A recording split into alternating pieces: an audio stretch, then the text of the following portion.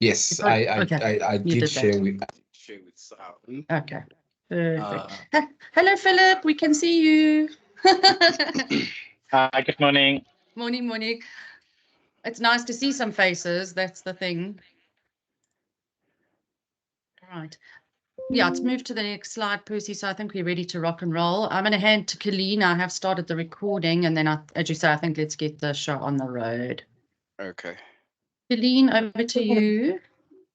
So good morning, everyone. Thanks so much for taking time to join us this morning. Just a quick one, please note this is being recorded. And also, if you would like, any topics to be covered in future lectures coming up, please will you just pop it into the chat so that we can make a note of it? Or if you know of anyone, who'd be interesting for us to share on this lecture series, please just pop it in the chat and we'll make a note of it. Also, please can I just ask that you keep questions to the end? So thanks. Over to you, Percy. Thank you very much. I think before I begin, obviously this is a very broad topic. I will try to race through it in the time that has been allocated. I hope we will cover all the bases of what I've prepared. But before I start, I think I have to give a disclaimer. And you're going to see throughout the presentation, there's a lot of assets and best practice examples from L'Oreal. This, of course, is our view on best practice that we're willing to share with the industry to help in creating a culture of compliance. Companies, if they want to pursue the same path, we don't mind. We, however, advise that you do your own due diligence, you see what works for you. This is what works for us. And also, there are going to be case studies that are going to be mentioned. If your company is mentioned in a case study, it's not to disparage against it, but to share publicly available information so as to derive learnings from its experiences in the past, as well as to share our interpretation of what that situation was, as well as the lessons that we can derive from it. So with that big fat disclaimer, I think I can start, and this is what we're going to cover today. Basically, I think about 8 topics where green claims fit in the overall consumption paradigm, the characteristics that a green claim must have in a legal sense, what the South African regulatory mix for cosmetic green claims is, and then as technical people as well as regulatory and quality people who wear all those hats and work with small and large businesses, how then we conceptualize the advertising of green claims, and then the risk of greenwashing, which can happen to anyone, as you will see, and what can go wrong with these cosmetic green claims, and then there are legal implications to greenwashing. So we need to go through those, and then some recommended best practices based on our experience at L'Oreal, based on what's happened outside in terms of the case studies, as well as what we're seeing in terms of trends, and then we'll have some concluding remarks. So where do green claims fit in the overall consumer paradigm? My view is that they touch every aspect of your life. Like, let me just show you a few examples. Your morning beverage, where you buy your coffee, and all of that. South Africa has an emerging coffee culture. It's not as established as it is in the US or in Europe, but it will affect your coffee, how your coffee beans are sourced, how the supply chain for it works, etc., etc. It will affect what you drive. I have been known to be partial to a good BM, but now I pay attention to certain things like the emissions from the car, the environmental impact, etc. It affects the appliances that you use. If you're buying a dishwasher, you want to know how much water it actually uses, how much electricity it uses, all those kinds of things. Also, when you go to the Woolworths, you want to know how they source the food that you're buying. Are they using ethical farming practices? Are they not exercising animal cruelty? Can they certify their supply chain? All those kinds of things. How you connect the devices that you use. Are they electricity efficient? do they produce blue light that might affect your skin, your eyesight, and things like that?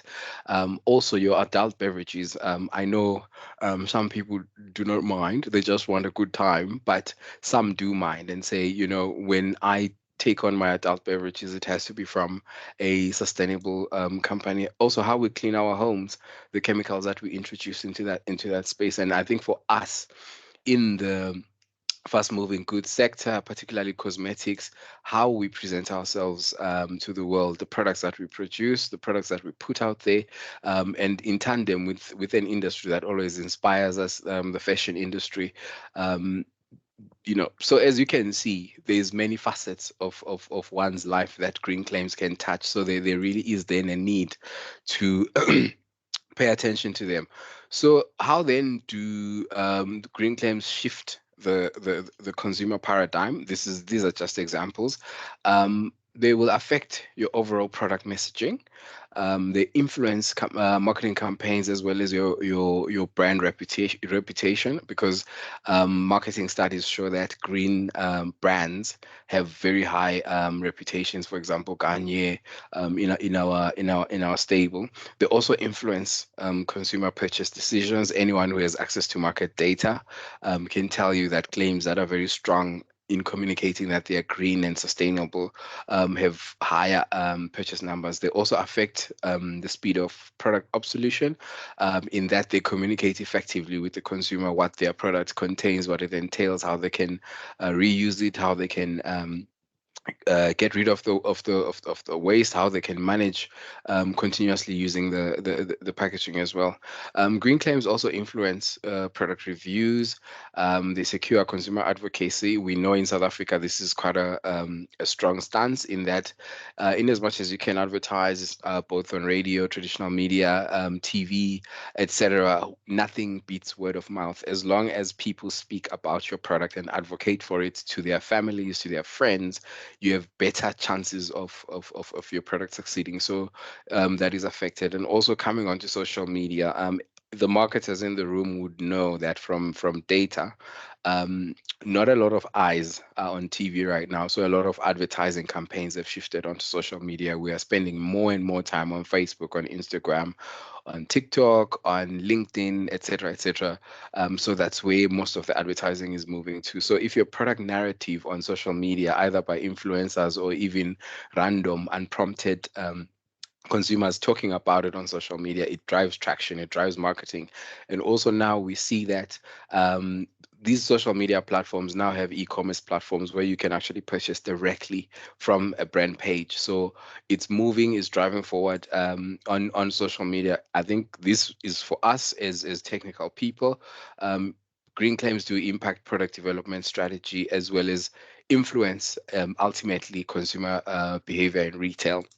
And then finally, if a consumer has chosen a specific lifestyle, green claims do secure that consumer loyalty. So this is just a mix of different aspects that you can look at in terms of how green claims can affect your overall product positioning as a business, be it you as a contract packer, as a contract packer proposing product briefs to your clients, or even as a brand owner positioning your brand on the market. You would need to pay attention to all these facets.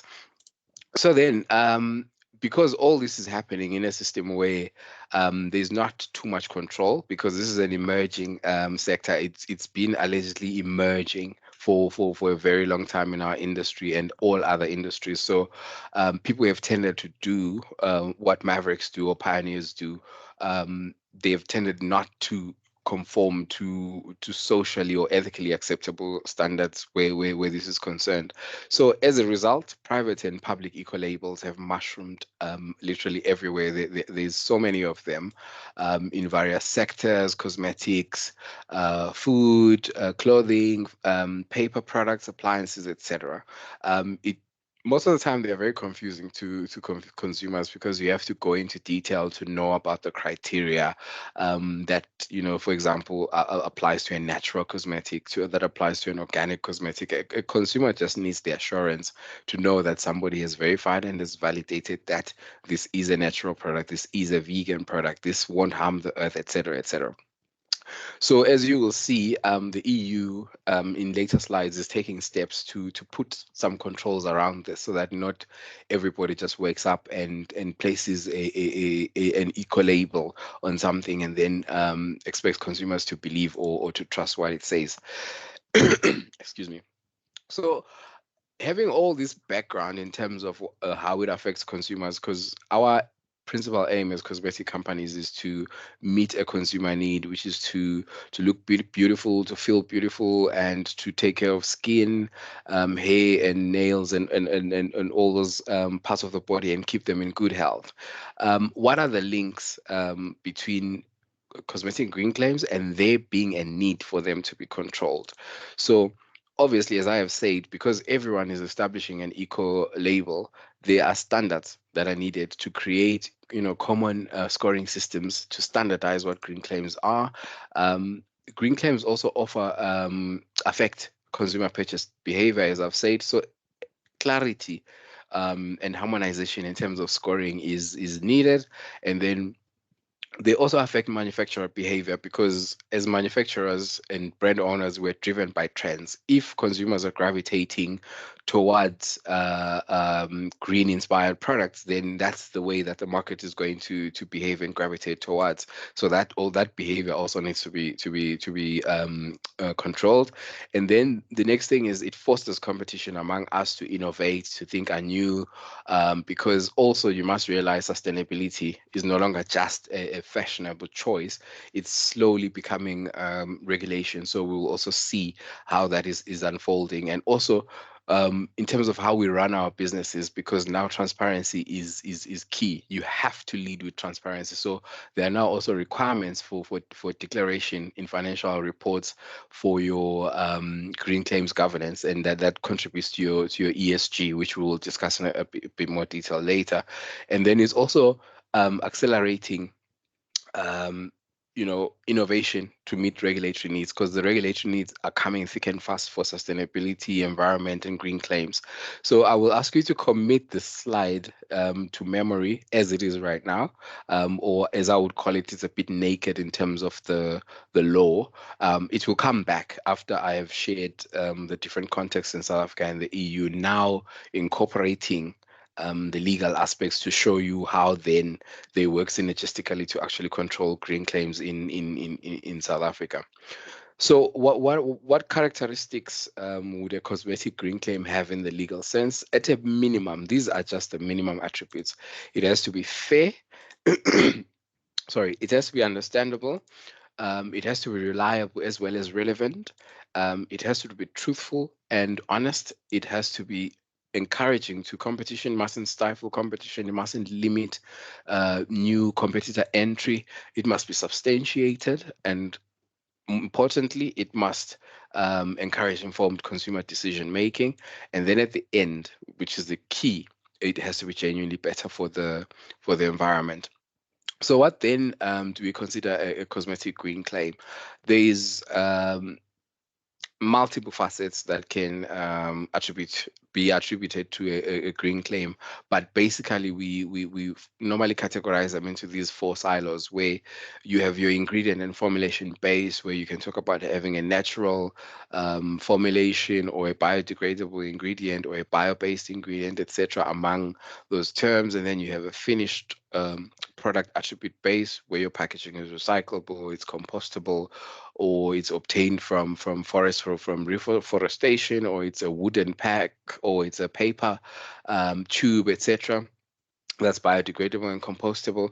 And then there are also environmental impact based. Your ingredients are not non-persistent, non-ozone depleting. You've used wood or timber or paper from the Forest Stewardship Council. Your plants are powered by renewable energy, etc. And then there's the social and governance-based. Raw material suppliers will know a lot about this, where, for example, if you're talking about your palm oil, it has to be ethically sourced.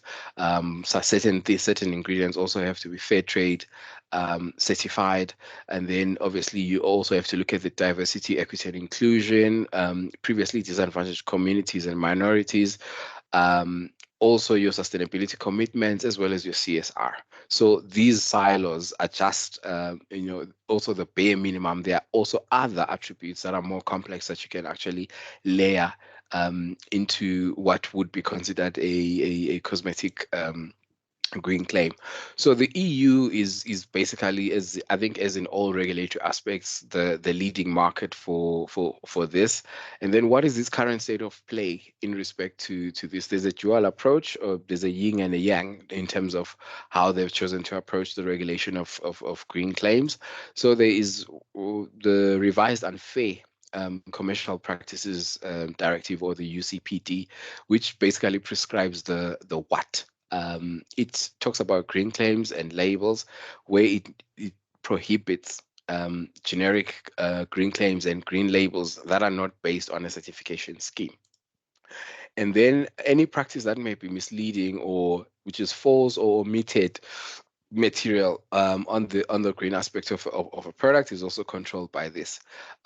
What's important is that the UCPD has actually now been approved and finalized by the EU Commission. And then the other side of it, which is the how, is the Green Claims Directives, or GCD. It's currently being discussed between the Commission and industry, and it's a lot more stricter because it's prescriptive. It states what the substantiation requirements for green claims are going to be. And it's quite detailed rules. It's very explicit in terms of the claims and the green labels. And then there's also a requirement that they want to impose for pre-approval before you actually place green claims and green labels on the EU market. And then they also want to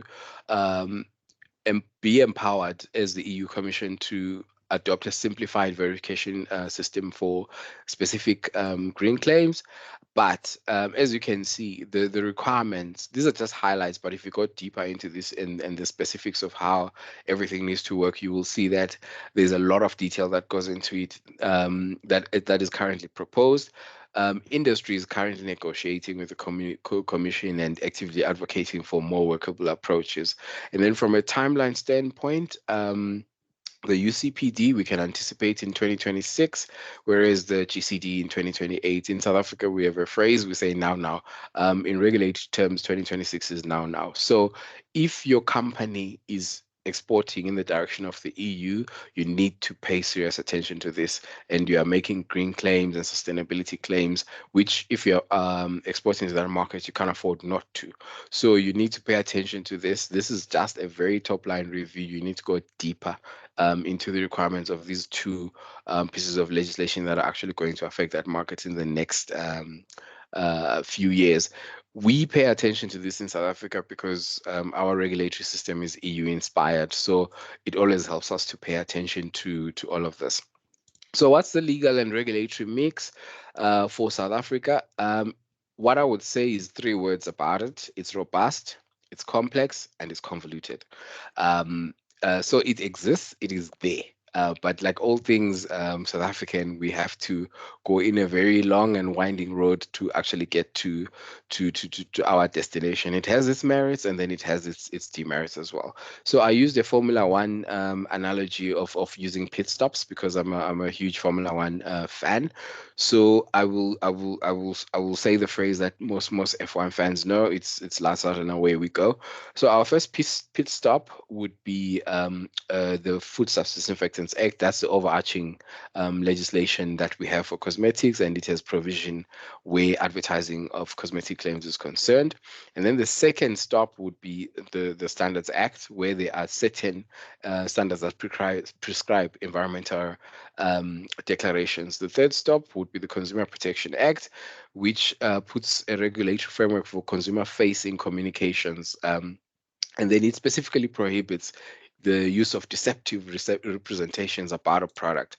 Then the next one is the Competition Act, which ensures fair competition amongst us as competitors for the companies that we represent. And then it also empowers the Competition Commission to act against unlawful competition, which could include deceptive or misleading cosmetic green claims. And then we have the carbon tax as well as the climate change bill.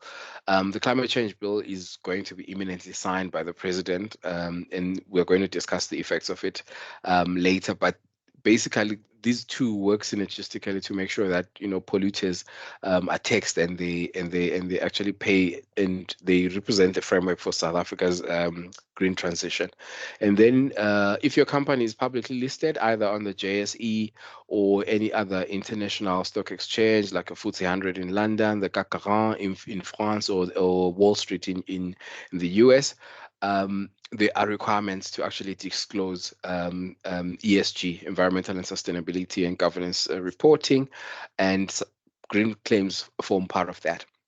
And then obviously in South Africa, because you'll be constructing advertising material, you have to pay attention to the ARB code of practice, which has Appendix G, which is the advertising containing environmental claims. So our F1 car has eventually reached the checkered flag. So as you can see, it's a long and winding road, and these are very detailed, specific texts.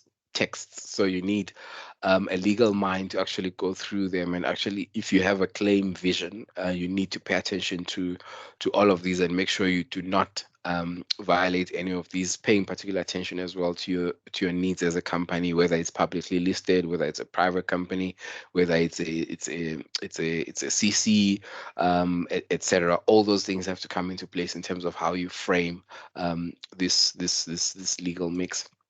So as I asked you to commit the slide to memory, it has come back, and in order to show you how then the pit stops of that F1 track that I showed you then work synergistically in South Africa. So where there were standards, talk about the Standards Act. Where it affects consumer purchase behavior, Consumer Protection Act.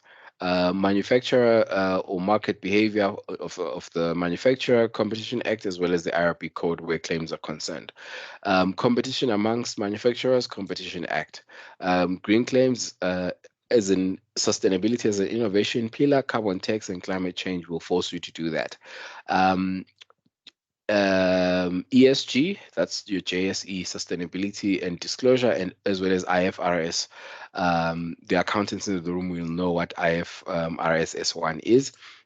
And then obviously the overarching act, which is the Foodstuffs and Disinfectants Act, that affects our basic innovation. So now marrying the South African context and what is actually developing and transpiring in the EU, what then does this mean for us in South Africa?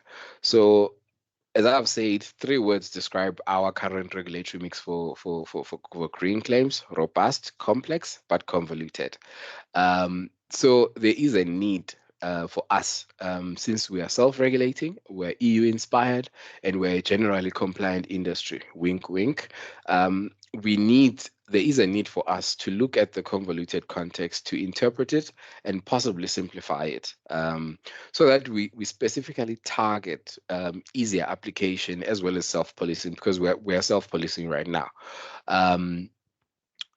We have to anticipate that at some point we're going to encounter potential strict regulator control. The reasons for that, I think, are going to come later. And then what does all this mean? If we align with what they are trying to propose in the EU, right now, of course, it has its own teething problems, and the EU industry is working to iron those out. But you can already see that the approach is stricter, it's clearer, it's standardized, and it's more precise. So even if right now we have our robust, complex, and convoluted network, if we align with the EU, more than likely we will comply with the requirements of the local regulatory mix as well. So the advantage of doing this will be removing existing interpretation ambiguities, and then we will have automatic compliance, which will make our robust, complex, and convoluted system bring about consumer trust. because as long as we can show consumers that we are acting responsibly towards the development of these green claims, we can rest assured that they can support us. So the most important part for us as technical and research and development people and innovation guys is how do we then come up with these claims. So all that you see for one of our brands, Garnier, all this is actually substantiated. So I'll show you a bit of what goes into um, conceptualizing and making these claims. Let's watch this for a few minutes. You'll tell me if there's no sound.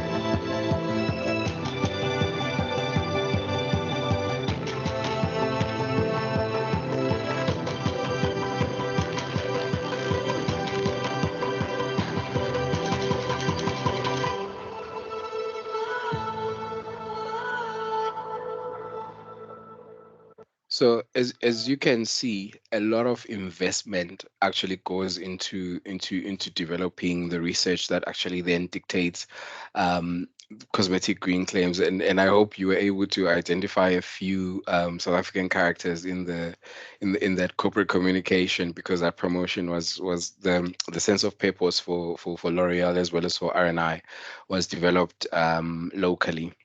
So then, what now let's delve into the deeper detail of what the legal themes you should consider when you are developing your cosmetic green claims. So there has to be proportionality. What we mean by this is when you refer to the advantages that the environment is going to gain from your business processes, from your um, environmental claim, it has to be proportionate to the business activity in its totality. You can't take a small portion of the business and claim environmental sustainability and compliance. I will give you a case study of how that came into being.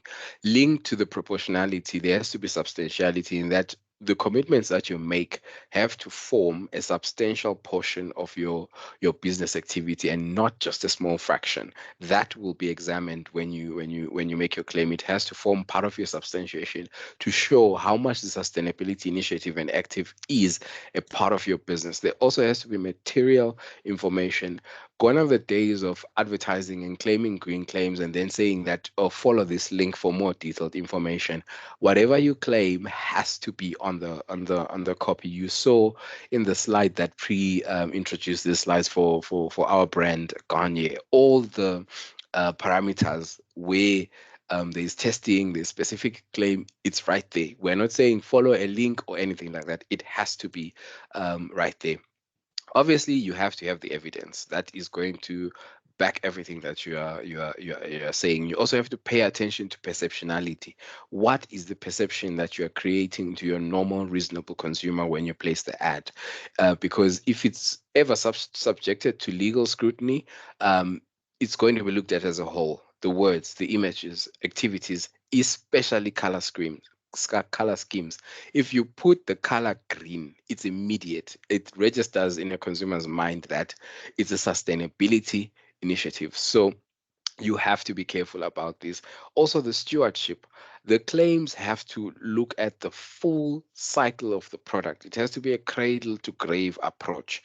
If you have excluded a certain portion of the product life cycle, you have to indicate and make this expressly clear. And then obviously, if you guys have initiated certain programs that support your initiatives for sustainability as well as green claims, it's always good to claim these, to say, as a group we have started this and that and that, but there has to be evidence that you've actually started. There's a case study where I will discuss with you, where a company said it was going to start something and then it didn't, and then there was a problem. So these, if there's any slide that I want you to pay attention to, it's this one, because it actually dictates the mechanics of what you have to pay attention to when you are developing and conceptualizing your green claims. This is the crux of the matter for us as technical people. When you interact with your business guys, these are the things that you have to tell them. No, we can't just thumbsuck our claim. It has to meet these criteria. Okay, so now we move on to ESG, and I'll start this with a disclaimer. These slides are not a presentation on ESG. ESG is a whole other topic on its own. Maybe, Bridget, when the president signs the climate change bill and then the government departments start integrating it into their regulatory systems to force companies to comply with South Africa's green transition, we can then do a talk on ESG to then indicate to companies what they potentially need to pay attention to. But for these slides, the intention is to show the link between ESG and cosmetic green claims.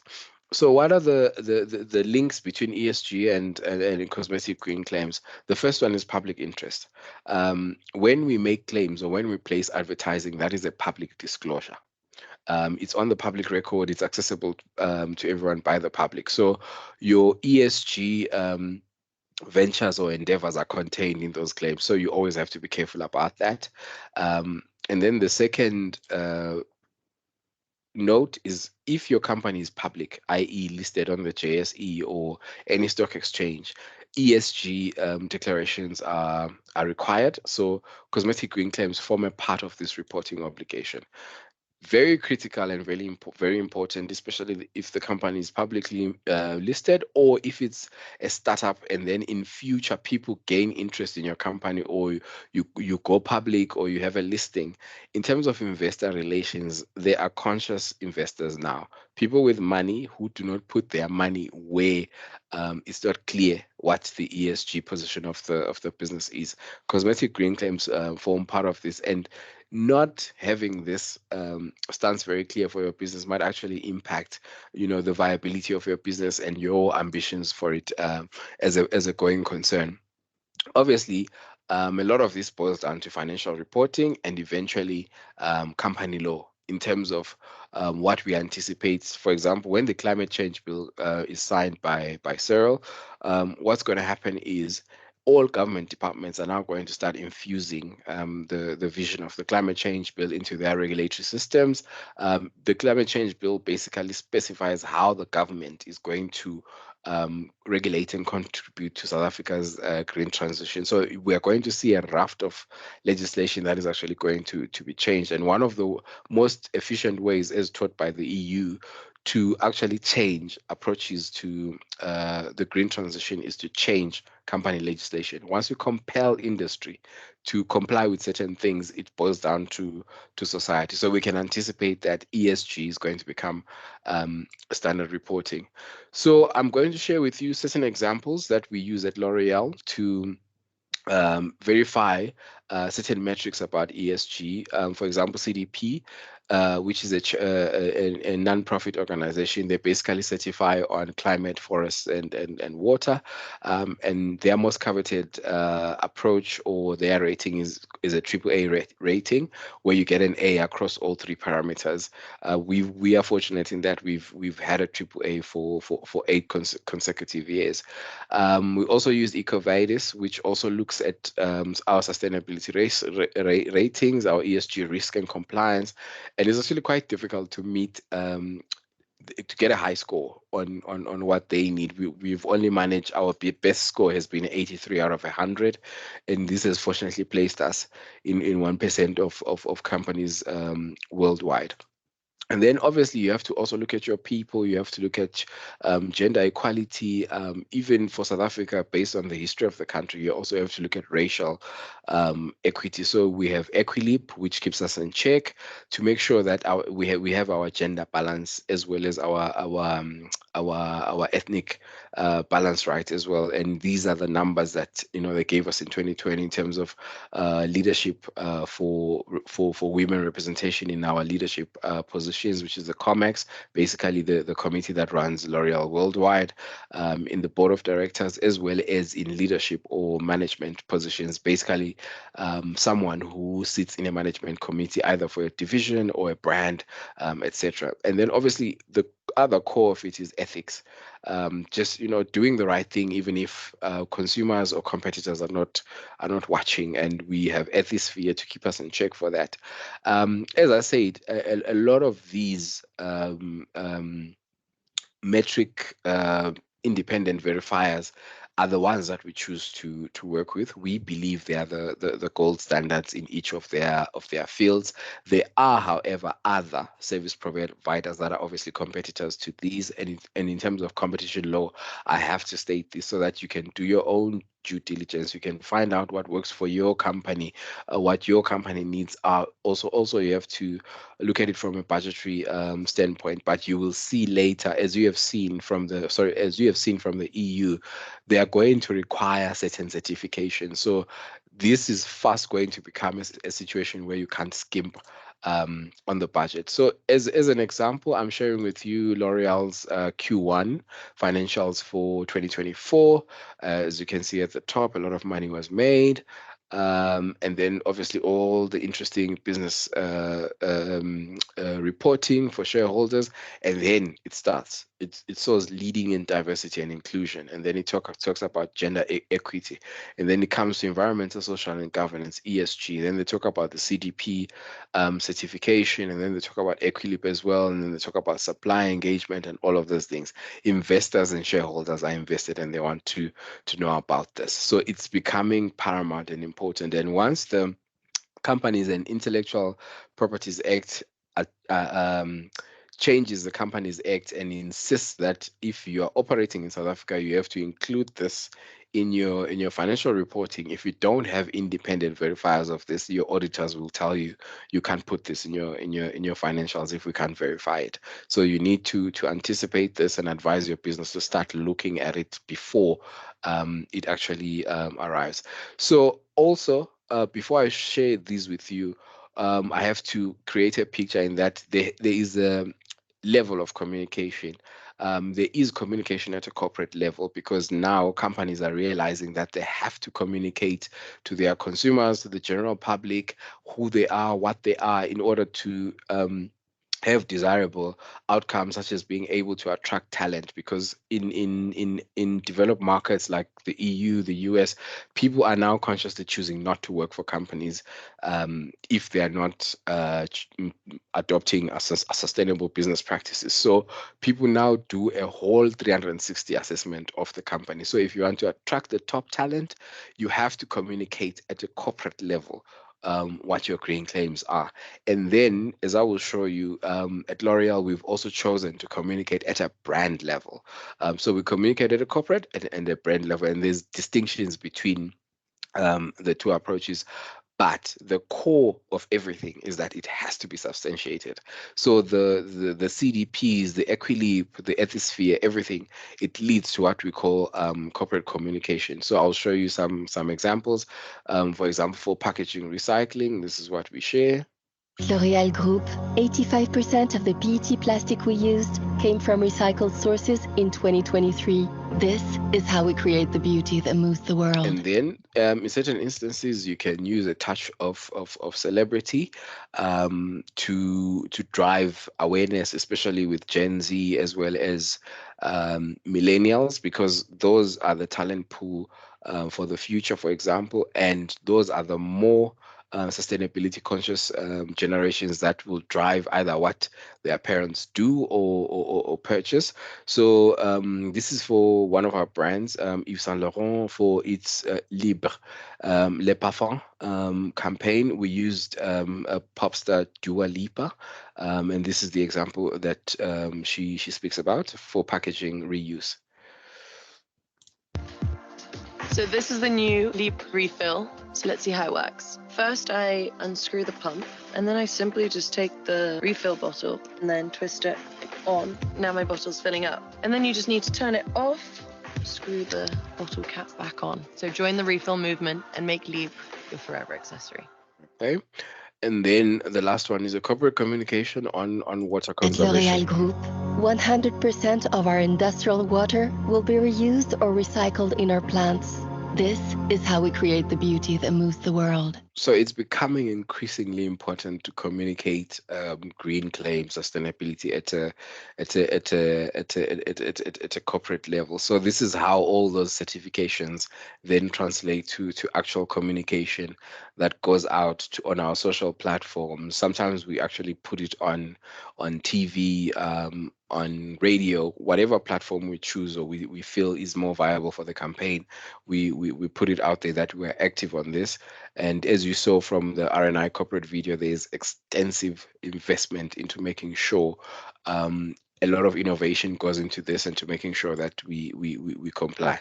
So now let's go into the interesting section to actually see what can go wrong with green claims. So legally, greenwashing talks about an unethical business practice where, as a business, you make unsubstantiated, exaggerated, or misleading claims about products and services, and you lead consumers to believe that the service is more environmentally friendly than it actually is. There's a twofold approach to how this can be misleading. Obviously, the claim lacks specificity that the normal, reasonable person doesn't understand it easily. Also, it doesn't consider business practices or the environmental impact, and is substantiated. So you have to look at greenwashing from a twofold approach. There's intentional misleading, and then there's crafty misleading. And it's the second part that you have to be concerned about, because you can easily fall into this trap without realizing.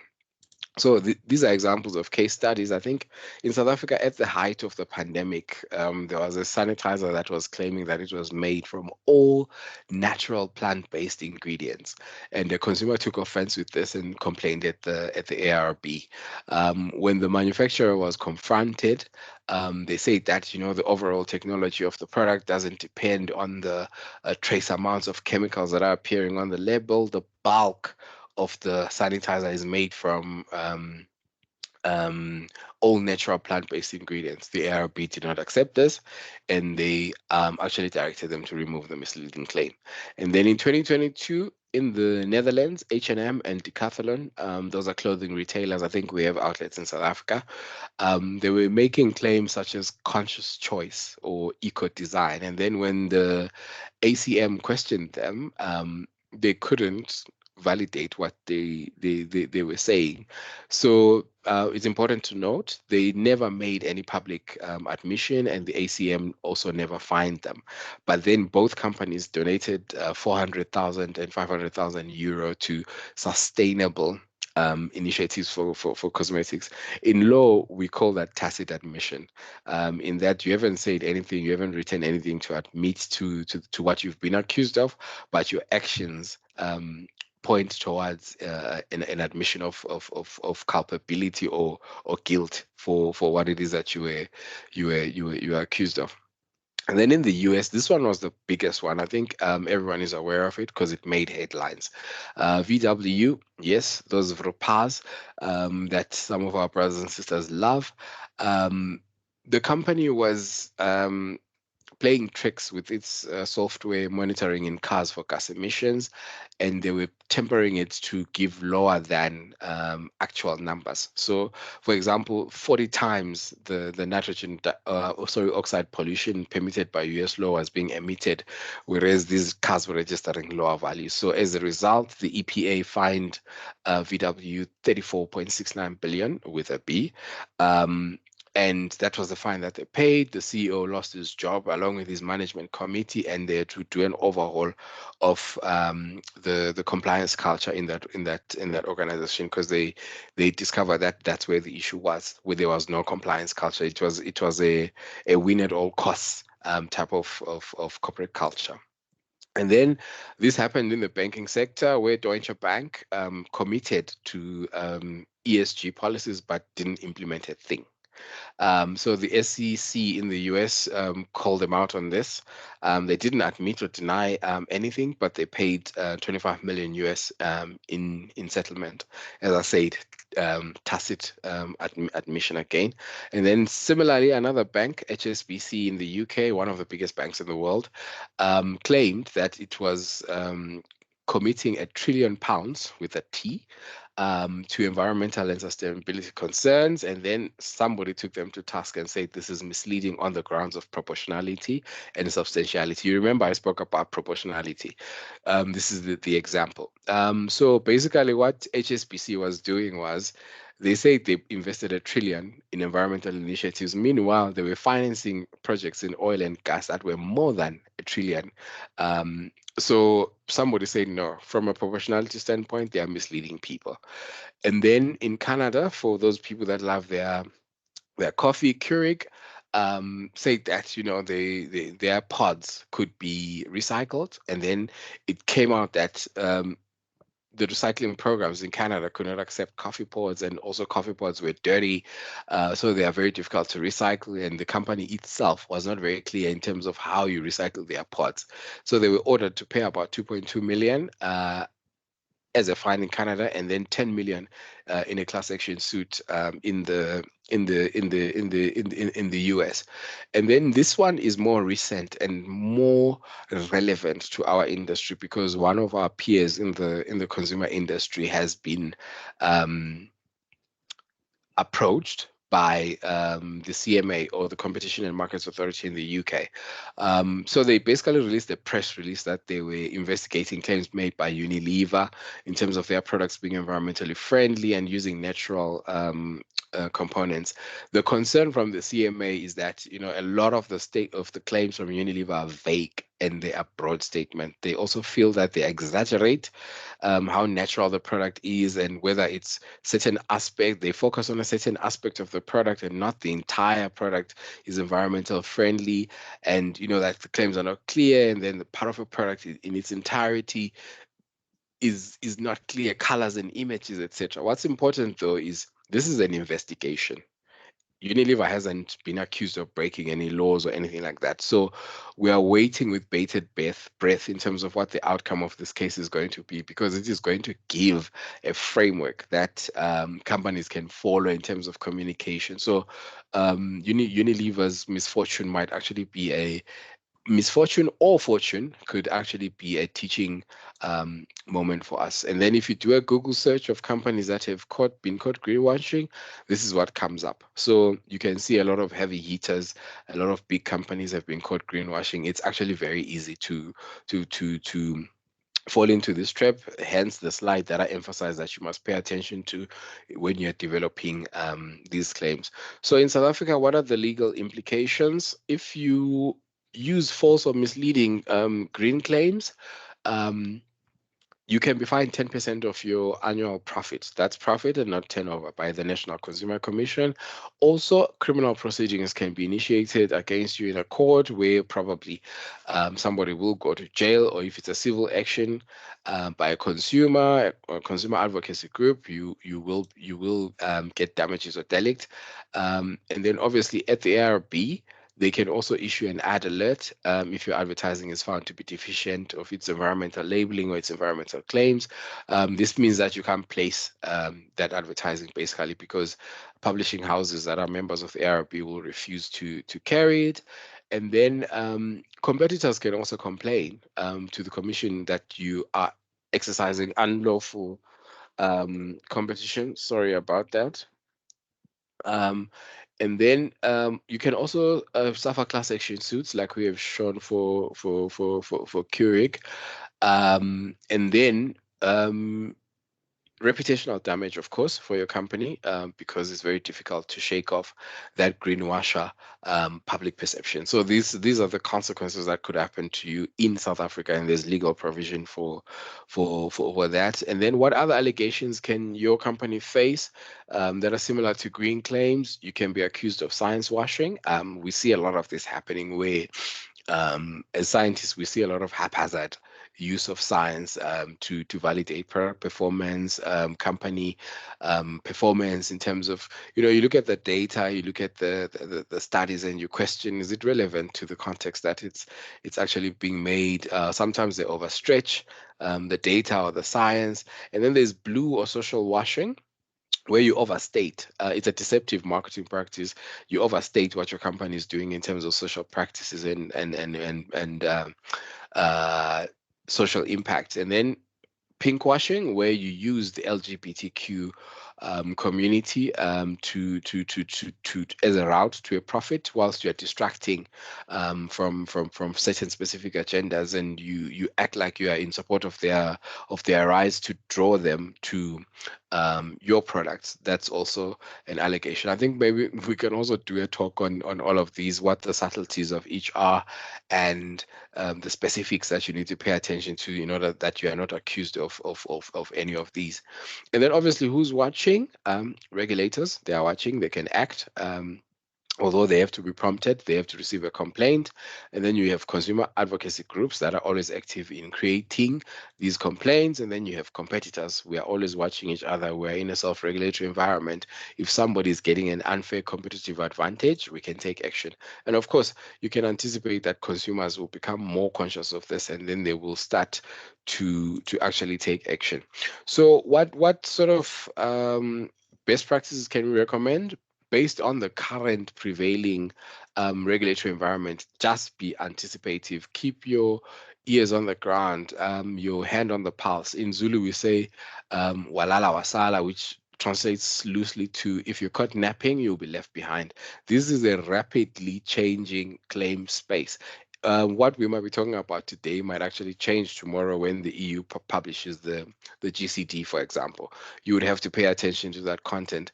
The European courts or even the South African courts might issue a judgment today, or the ARB might issue a finding in respect to green claims. You need to pay attention to that. If it changes something, you have to be aware, and you have to set up green claim evaluation systems within your business so that it impacts your communication and advertising compliance culture. And then obviously you have to evolve your regulatory approach in line with the changes that I'm talking about in regulatory as well as in ESG. You have no choice but to keep up to date. And unfortunately, this is a consumer need. As technical people, as development people, our businesses are always going to approach us and say, we want a green claim, we want an ingredient claim, we want this type of claim, we want this type of claim. You can't just have it. You have to pay to actually validate that it will the whatever the ingredient or the component will do what it actually needs to do. You need to train your decision makers that they mustn't put pressure on you to state things that are not validated, because greenwashing poses a very high reputational risk for the business, for your brands, and for all of that. And then there are standards. At L'Oreal, we believe we follow the highest and most stringent, because we do our due diligence before we adopt an independent verifier of our metrics. So we would advise the same. If you can find the highest and most stringent and it's within your budget, do that always. But this is one area where I would advise that you do not skimp on the budget. You also have to realize that this is more than just compliance. It's people's chosen lifestyles. It's a mindset shift.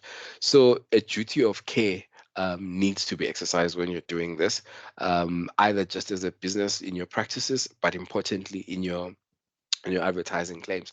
So I'm going to share a few examples now, communicating at a brand level for L'Oreal Paris. So this is an example of a social cause that we are running. She thinks her dress is why a stranger didn't stop staring at her on the train. She believes her lipstick is why he whistled at her. Thinks her shoes are why he started following her. Don't blame your dress. Don't blame your lipstick, your shoes, whatever the clothes, shoes, or makeup you wear. Street harassment is never your fault.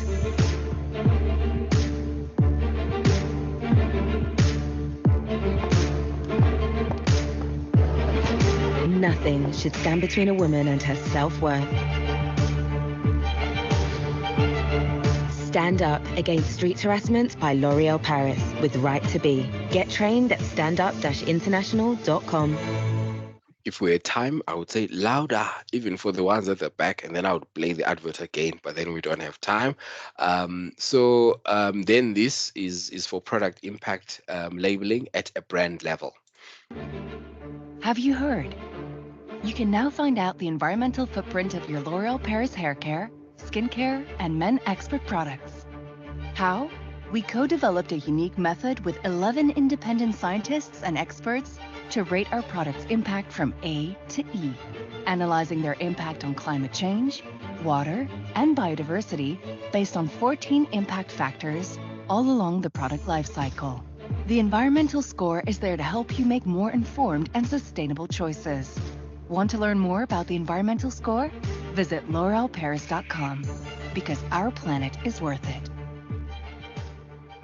And then the last one on how you can effectively communicate sustainability commitments that you have started but may not have achieved just yet. Less than 10 years. That's the time the scientists agree we have left for all of us to cut our fossil fuel emissions by half.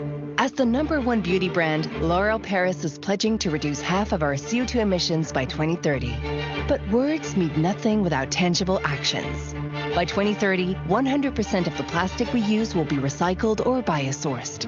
By 2025, 100% of our plastic packaging will be refillable, recyclable, reusable, or compostable. By 2025, 100% of our new or renovated products will be improved based on life cycle methodology. By 2030, 95% of our ingredients will be of bio-based origin or derived from abundant minerals. By 2025, 100% of factories will be powered by renewable energy. But we're not stopping there. Because women are the first on the front line of climate change, we're investing 10 million euros into women-led environmental projects directly benefiting female communities. When women thrive, the earth thrives. L'Oréal for the future, because our planet is worth it. So I hope this now example shows you the distinction between communication at a corporate level and communication at a brand level, and why it's important. Because at a brand level, the consumer has an emotional attachment to the brand. They use it; it's part of their everyday life. So if you're also communicating at that level, you are reaching them. And then for corporate communication, the purpose is slightly different. So what final thoughts can I share? We mustn't exercise green hashing. If we are involved in these sustainability initiatives and we are pulling our weight as businesses, we must announce that we are making cosmetic green claims, but they must respect the criteria that we've discussed. We now have an environmental and sustainability conscious consumer. This means that they won't tolerate any unacceptable corporate behavior in respect to the impacts that we make on the environment, as well as communicate on. What the EU has done will possibly ignite regulatory reforms everywhere in the world. So if you're an exporting company, you need to pay attention to this, because very soon most countries, including South Africa, will do that. We basically follow EU cosmetic persuasive law. And in terms of the Consumer Protection Act, we possibly need to align with what they are doing in the EU, because we have a legal obligation to do this.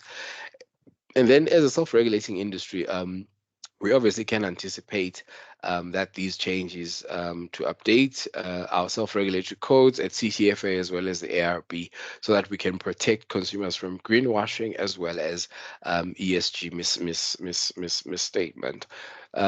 Thank you very much for your attention. I don't know if there's time for questions or comments. Bridget, you will advise me there, or was I on time? Thanks, Percy. We have 1 minute left.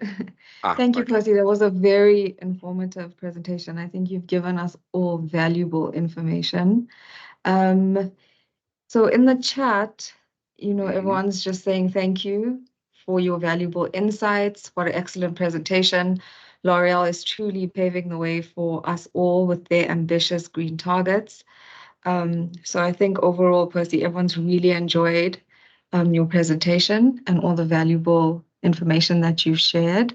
I don't see any questions. Yeah.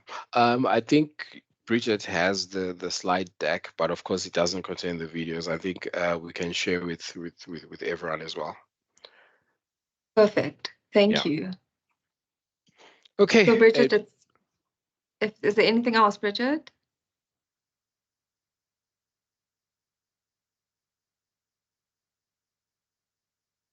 Sorry, my microphone didn't want to unmute. Thank you, Percy. Thank you, everybody.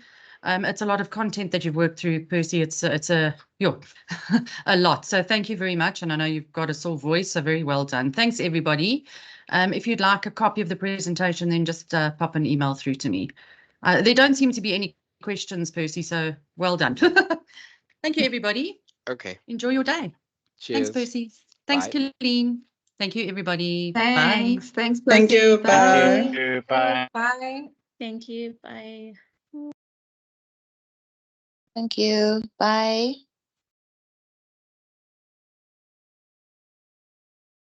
Thank you very much.